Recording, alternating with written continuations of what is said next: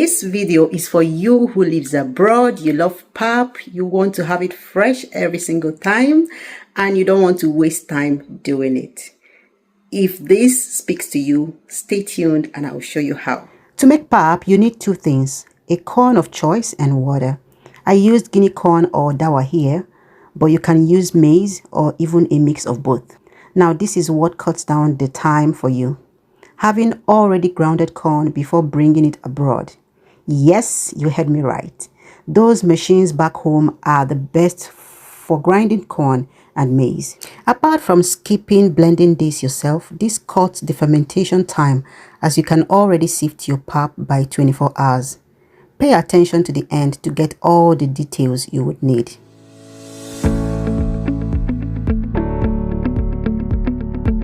So let's do this. Pour the maize powder into a sizable bowl or bucket and cover it with enough water to soak it completely and water to float on top.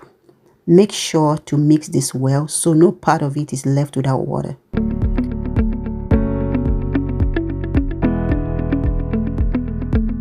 Cover and keep at room temperature, not cold, please.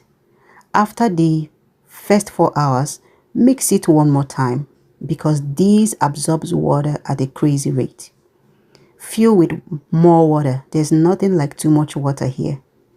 Then allow this to ferment for 20 extra hours.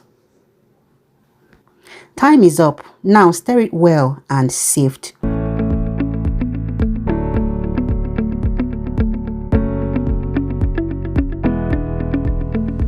You need a deep bowl or pot like I have here and a chiffon scarf.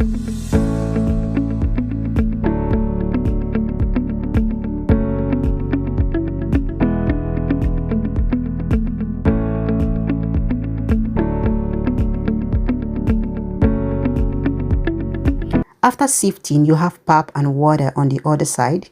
Discard this part. Next, you separate water from the actual pap.